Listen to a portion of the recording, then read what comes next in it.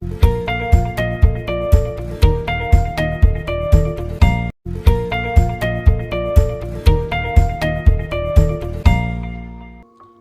The lord.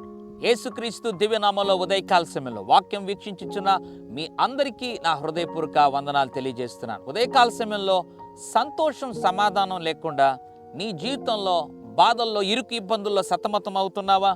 ఎక్కడ దొరుకుతుంది ఈ సంతోషం? లోకంలో వెతికావు, సంతోషం లేదు. వస్తువుల్లో వెతికావు, సంతోషం దొరకలేదు. వ్యక్తులలో వెతికావు, సంతోషం దొరకలేదు. బంధువులు, రక్త సంబంధులు, తోబుట్టులు, ఆప్తులు, నీకు ఎవరైతే బుద్ధి పుడతారో వారందరి దగ్గరికి పరిగెత్తావు. ఏదో కొంతకాలం అటో ఇటో సంతోషం ఉనింది.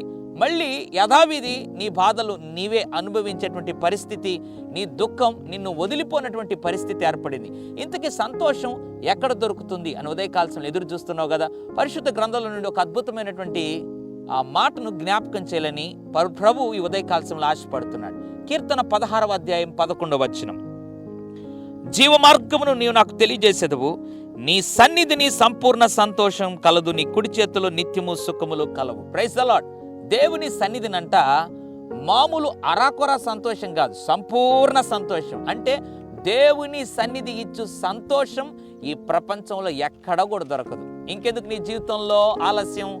సంపూర్ణ సంతోషం, ఒక ఫుల్ జాయ్, సంపూర్ణమైనటువంటి సంతోషం.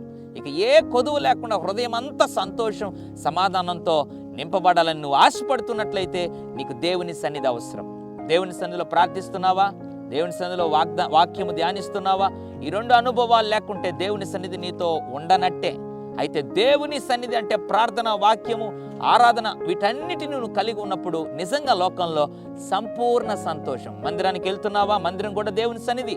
ఒకవేళ మందిరానికి నిలిచిపోయినట్లయితే తిరిగి పశ్చాత్తపడి మళ్ళీ మందిరానికి వెళ్ళడం నేర్చుకో. సంపూర్ణ సంతోషం సమాధానంతో లోకంలో సాగిపోయే కృప దేవుడు నీకు అనుగ్రహిస్తాడు. పరిశుద్ధుడా, ప్రేమగల తండ్రి, నీకు స్తోత్రం.